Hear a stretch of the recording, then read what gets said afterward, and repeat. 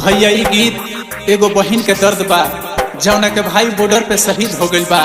यही रक्षा बंधन के दिन वो जो हतिया रो रो के कहतिया हम केकरा के बांधे राखी। यह गाना के सुनी लो, लाइक कर लो, कमेंट कर लो, वो बहन खातिर शेयर कर लो। चल गईले के जीद हो बॉर्डर पे भइले शहीद हो।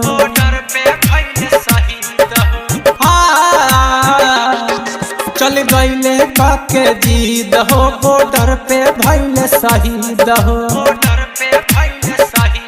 याद आवे भैया के वर्दी खाकी हम के कारा के बांधियो सो राखी।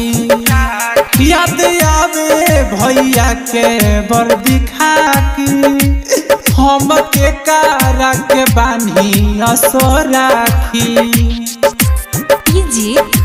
प्रभुनंद प्रभुनंद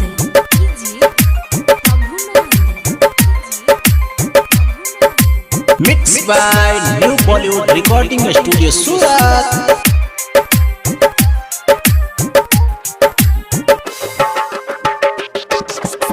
भारत माई तिरंगा खातिर भइले मजबूर हो। दुश्मन से लड़े खातिर गइले घर से दूर हो। हाँ, भारत माई तिरंगा खातिर भइले मजबूर हो। दुश्मन से लड़े खातिर गइले घर से दूर हो। के आई घर के कर रही ताकि हम के कारा के बांधियो सो राखी। याद आवे भैया के वर्दी खाकी हम के कारा के बांधियो सो राखी।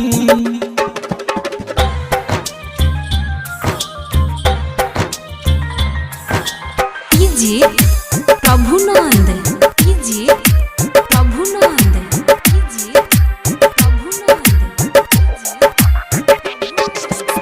कृष्ण रे पप्पू भैया आवे बड़ी याद हो। राम जी हम करतानी तोहरा से फरियाद हो। हाँ, कृष्ण रे पप्पू भैया आवे बड़ी याद हो। राम जी हम करतानी तोहरा से फरियाद हो। भाई की हो फिर से उनके तलाशी हम के कारा के बांधियो सो राखी।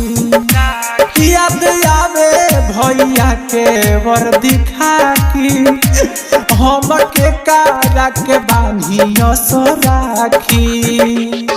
चल गईले के जीद हो बॉर्डर पे भइले शहीद हो।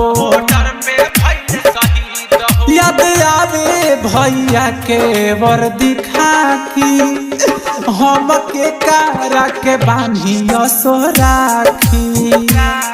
याद आवे भैया के वर्दी खाकी हम के कारा के बांधियो सो राखी।